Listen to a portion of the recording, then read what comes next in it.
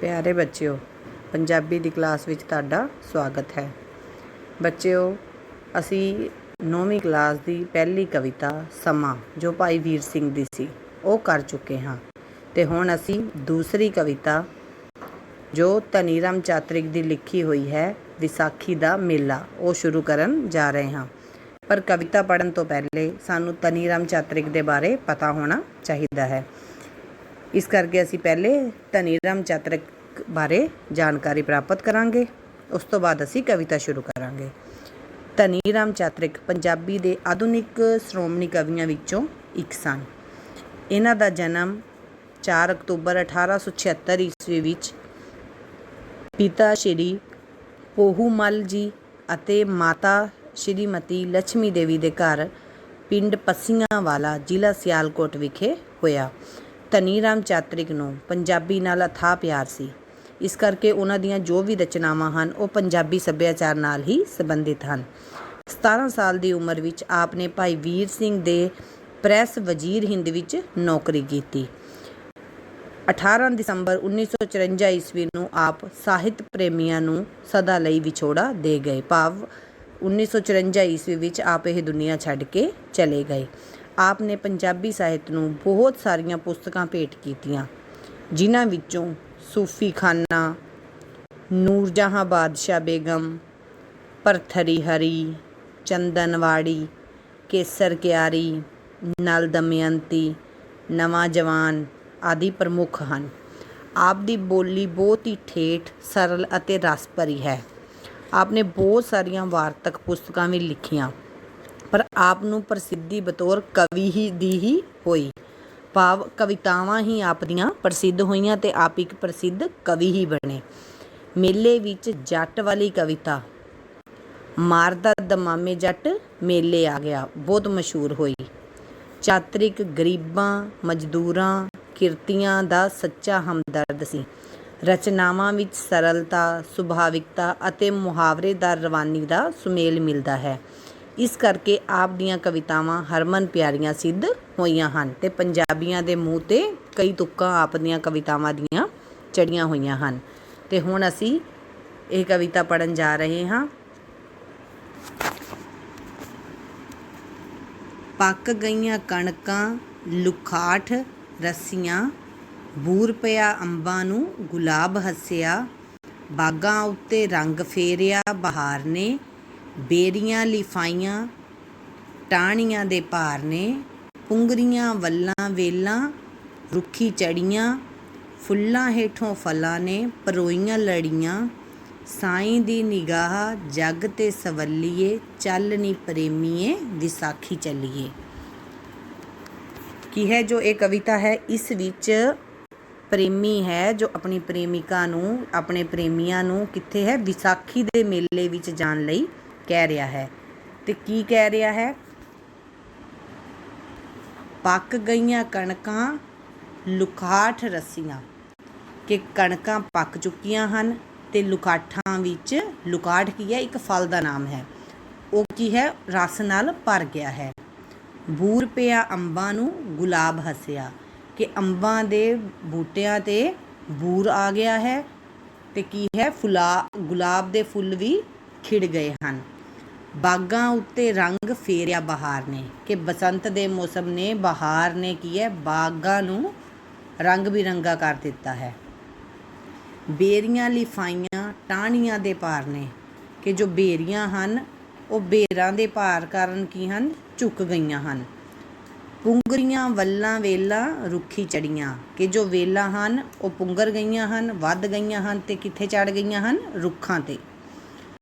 फुल्लां हेठों फलां ने परोईयां लड़ियां, कि फुल्लां दे हेठों की निकल आए हन फल निकल आए हन।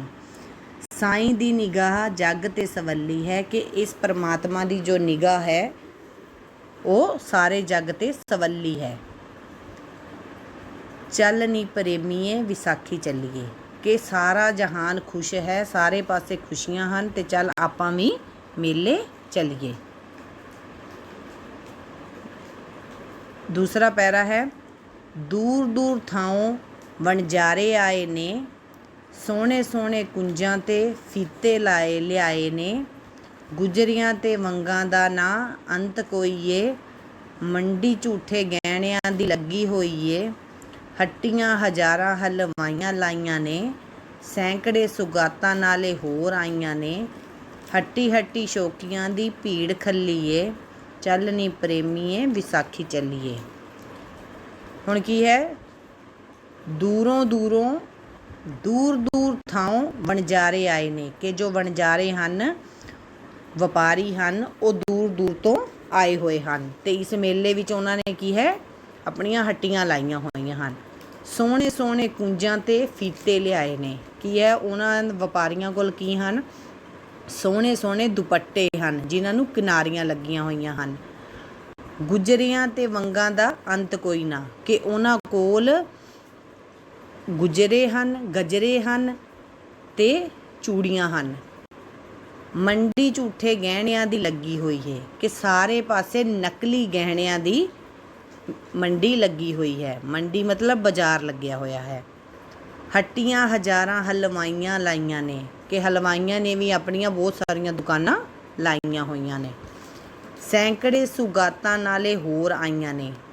ਇਹਨਾਂ ਤੋਂ ਇਲਾਵਾ ਵੀ ਹੋਰ ਬਹੁਤ ਸਾਰੀਆਂ ਚੀਜ਼ਾਂ ਹਨ ਜਿਨ੍ਹਾਂ ਦੀਆਂ ਦੁਕਾਨਾਂ ਲੱਗੀਆਂ ਹੋਈਆਂ ਹਨ। ਹੱਟੀ ਹੱਟੀ ਸ਼ੌਕੀਆਂ ਦੀ ਭੀੜ ਖੱਲੀਏ, ਕਿ ਸਾਰੀਆਂ ਦੁਕਾਨਾਂ ਦੇ ਉੱਪਰ, ਸਾਰੀਆਂ ਹੱਟੀਆਂ ਦੇ ਉੱਪਰ ਕੀ ਹੈ, ਬਹੁਤ ਸਾਰੀ ਭੀੜ ਖੜੀ ਹੋਈ ਹੈ। ਚੱਲ ਨੀ ਪ੍ਰੇਮੀਏ ਵਿਸਾਖੀ ਚੱਲੀਏ, ਕਿ ਚੱਲ ਆ ਜਾ ਪ੍ਰੇਮੀਏ। ਕਵੀ ਆਪਣੇ ਪ੍ਰੇਮੀ ਨੂੰ ਕਹਿ ਰਿਹਾ ਕਿ ਆ ਜਾ ਆਪਾਂ ਵੀ ਵਿਸਾਖੀ ਦਾ ਮੇਲਾ ਵੇਖਣ ਚੱਲੀਏ, ਜਿੱਥੇ ਬਹੁਤ ਸਾਰੇ ਲੋਕ ਆਏ ਹੋਏ ਹਨ।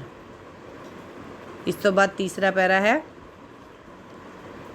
ਥਾਈਂ ਥਾਈਂ ਖੇਡਾਂ ਤੇ ਪੰਘੂੜੇ ਆਏ ਨੇ, ਜੋਗੀਆਂ ਮਦਾਰੀਆਂ ਤਮਾਸ਼ੇ ਲਾਏ ਨੇ।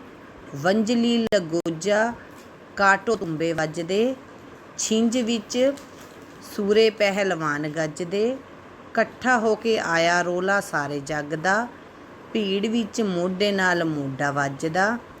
ਕੋਹਾਂ ਵਿੱਚ ਮੇਲੇ ਨੇ ਜ਼ਮੀਨ ਮੱਲੀਏ, ਚੱਲ ਨੀ ਪ੍ਰੇਮੀਏ ਵਿਸਾਖੀ ਚੱਲੀਏ। ਕੀ ਹੈ, ਥਾਈਂ ਥਾਈਂ ਖੇਡਾਂ ਤੇ ਪੰਘੂੜੇ ਆਏ ਨੇ, ਕਿ ਜਗ੍ਹਾ ਜਗ੍ਹਾ 'ਤੇ ਮੇਲੇ ਦੇ ਵਿੱਚ ਕੀ ਹੈ, ਕਈ ਖੇਡਾਂ ਹੋ ਰਹੀਆਂ ਅਤੇ ਪੰਘੂੜੇ ਮਤਲਬ ਝੂਟੇ ਲੱਗੇ ਹੋਏ ਹਨ। ਜੋਗੀਆਂ ਮਦਾਰੀਆਂ ਤਮਾਸ਼ੇ ਲਾਏ ਨੇ, ਕਿ ਜੋਗੀਆਂ ਨੇ ਅਤੇ ਮਦਾਰੀਆਂ ਨੇ ਇਹ ਕੀ ਹੈ, ਆਪਣੇ ਆਪਣੇ ਤਮਾਸ਼ੇ ਲਾਏ ਹੋਏ ਨੇ, ਮਤਲਬ ਤਮਾਸ਼ੇ ਦਿਖਾ ਰਹੇ ਹਨ। ਵੰਜਲੀ ਲੰਗੋਜਾ ਕਾਟੋ ਤੁੰਬਾ ਵੱਜਦੇ, ਕਿ ਵੰਜਲੀ ਮਤਲਬ ਬੰਸਰੀ, ਲੰਗੋਜਾ ਅਲਗੋਜਾ ਮਤਲਬ ਕਿਤੇ ਵੰਜਲੀ ਵੱਜ ਰਹੀ ਹੈ, ਕਿਤੇ ਲੰਗੋਜਾ, ਕਿਤੇ ਕਾਟੋ ਅਤੇ ਕਿਤੇ ਤੁੰਬਾ ਵੱਜ ਰਿਹਾ ਹੈ। ਛਿੰਝ ਵਿੱਚ ਸੂਰੇ ਪਹਿਲਵਾਨ ਗੱਜਦੇ, ਕਿ ਕੀ ਹੈ, ਘੋਲ ਦੇ ਮੈਦਾਨ ਵਿੱਚ ਕੁੱਲਣ ਵਾਲੇ ਬਹਾਦਰ ਪਹਿਲਵਾਨ ਵੜਕਾਂ ਮਾਰ ਰਹੇ ਹਨ, ਗੱਜ ਰਹੇ ਹਨ। ਇਕੱਠਾ ਹੋ ਕੇ ਆਇਆ ਰੋਲਾ ਸਾਰੇ ਜੱਗ ਦਾ, ਕਿ ਇੰਝ ਲੱਗਦਾ ਹੈ ਕਿ ਮੇਲੇ ਦੇ ਵਿੱਚ ਸਾਰਾ ਦਾ ਸਾਰਾ ਜੱਗ ਇਕੱਠਾ ਹੋ ਕੇ ਆ ਗਿਆ ਹੈ ਅਤੇ ਬਹੁਤ ਜ਼ਿਆਦਾ ਰੋਲਾ ਹੋ ਰਿਹਾ ਹੈ। ਭੀੜ ਵਿੱਚ ਮੋਢੇ ਨਾਲ ਮੋਢਾ ਵੱਜਦਾ, ਕਿ ਇੰਨਾ ਜ਼ਿਆਦਾ ਭੀੜ ਭੜੱਕਾ ਹੋ ਗਿਆ ਹੈ ਕਿ ਮੋਢੇ ਨਾਲ ਮੋਢਾ ਵੱਜ ਰਿਹਾ ਹੈ। ਕੋਹਾਂ ਵਿੱਚ ਮੇਲੇ ਨੇ ਜ਼ਮੀਨ ਮੱਲੀ ਹੈ, ਕਿ ਜੋ ਮੇਲਾ ਹੈ ਉਹ ਕਈ ਕੋਹਾਂ ਵਿੱਚ ਲੱਗਾ ਹੋਇਆ ਹੈ। ਹਰ ਪਾਸੇ ਲੋਕ ਹੀ ਲੋਕ ਨਜ਼ਰ ਆ ਰਹੇ ਹਨ, ਦੁਕਾਨਾਂ ਹੀ ਦੁਕਾਨਾਂ ਨਜ਼ਰ ਆ ਰਹੀਆਂ ਹਨ। ਚੱਲ ਨੀ ਪ੍ਰੇਮੀਏ ਵਿਸਾਖੀ ਚੱਲੀਏ, ਅਤੇ ਕਵੀ ਵੀ ਆਪਣੀ ਪ੍ਰੇਮਿਕਾ ਨੂੰ ਕੀ ਕਹਿ ਰਿਹਾ, ਕਿ ਚੱਲ ਆਪਾਂ ਵੀ ਵਿਸਾਖੀ ਦਾ ਮੇਲਾ ਵੇਖਣ ਚੱਲੀਏ।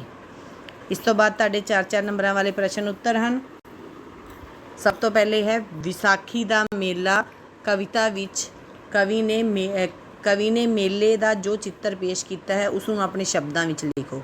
ਕਵਿਤਾ ਨੇ ਮੇਲੇ ਵਿੱਚ ਕੀ ਦੱਸਿਆ ਹੈ, ਕਿ ਜਗ੍ਹਾ ਜਗ੍ਹਾ ਦੁਕਾਨਾਂ ਲੱਗੀਆਂ ਹੋਈਆਂ ਹਨ, ਚੂੜੀਆਂ ਵੇਚਣ ਵਾਲੇ ਆਏ ਹੋਏ ਹਨ, ਵਣਜਾਰੇ ਹਨ ਜਿਨ੍ਹਾਂ ਨੇ ਦੁਕਾਨਾਂ ਪਾਈਆਂ ਹੋਈਆਂ ਹਨ, ਅਤੇ ਹਲਵਾਈਆਂ ਨੇ ਮਿਠਾਈਆਂ ਬਣਾਈਆਂ ਹੋਈਆਂ ਹਨ, ਪਹਿਲਵਾਨ ਘੋਲ ਕਰ ਰਹੇ ਹਨ। ਉਸ ਤੋਂ ਬਾਅਦ ਦੂਸਰਾ ਪ੍ਰਸ਼ਨ ਹੈ, ਵਿਸਾਖੀ ਦਾ ਮੇਲਾ ਕਵਿਤਾ ਵਿੱਚ ਕਿਹੜੇ ਕਿਹੜੇ ਸਾਜ਼ਾਂ ਦਾ ਜ਼ਿਕਰ ਆਇਆ ਹੈ? ਵੰਜਲੀ, ਅਲਗੋਜਾ, ਕਾਟੋ ਅਤੇ ਤੁੰਬਾ। ਇਸ ਤੋਂ ਬਾਅਦ ਤੀਸਰਾ ਪ੍ਰਸ਼ਨ ਹੈ, ਕਵਿਤਾ ਵਿਸਾਖੀ ਦਾ ਮੇਲਾ ਕਵਿਤਾ ਦਾ ਕੇਂਦਰੀ ਭਾਵ ਲਿਖੋ।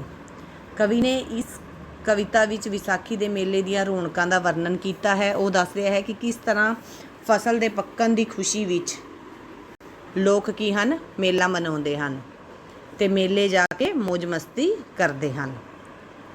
ਕਵੀ ਧਨੀ ਰਾਮ ਚਾਤਰਿਕ ਨੇ ਵਿਸਾਖੀ ਦੇ ਮੇਲੇ ਦਾ ਦ੍ਰਿਸ਼ ਕਿਵੇਂ ਪੇਸ਼ ਕੀਤਾ ਹੈ? ਕਵੀ ਨੇ ਵਿਸਾਖੀ ਦੇ ਮੇਲੇ ਵਿੱਚ ਬੜੀਆਂ ਰੌਣਕਾਂ ਲੱਗੀਆਂ ਹੋਈਆਂ ਹਨ। ਦੱਸਦੇ ਹੋਏ ਇਹ ਦੱਸਿਆ ਹੈ ਕਿ ਮੇਲੇ ਵਿੱਚ ਬਹੁਤ ਸਾਰੇ ਵਪਾਰੀ ਵਣਜਾਰੇ ਆਏ ਹੋਏ ਹਨ, ਜਿਨ੍ਹਾਂ ਨੇ ਆਪਣੀਆਂ ਦੁਕਾਨਾਂ ਲਗਾਈਆਂ ਹੋਈਆਂ ਹਨ। ਬਹੁਤ ਸਾਰੀਆਂ ਚੀਜ਼ਾਂ ਮਿਲ ਰਹੀਆਂ ਹਨ। ਝੂਠੇ ਗਹਿਣੇ ਮਤਲਬ ਕਿ ਨਕਲੀ ਗਹਿਣਿਆਂ ਦੀਆਂ ਦੁਕਾਨਾਂ ਲੱਗੀਆਂ ਹੋਈਆਂ ਹਨ। ਹਲਵਾਈਆਂ ਨੇ ਆਪਣੀਆਂ ਦੁਕਾਨਾਂ ਲਗਾਈਆਂ ਹੋਈਆਂ ਹਨ। ਬੱਚੇ ਝੂਟੇ ਲੈ ਰਹੇ ਹਨ।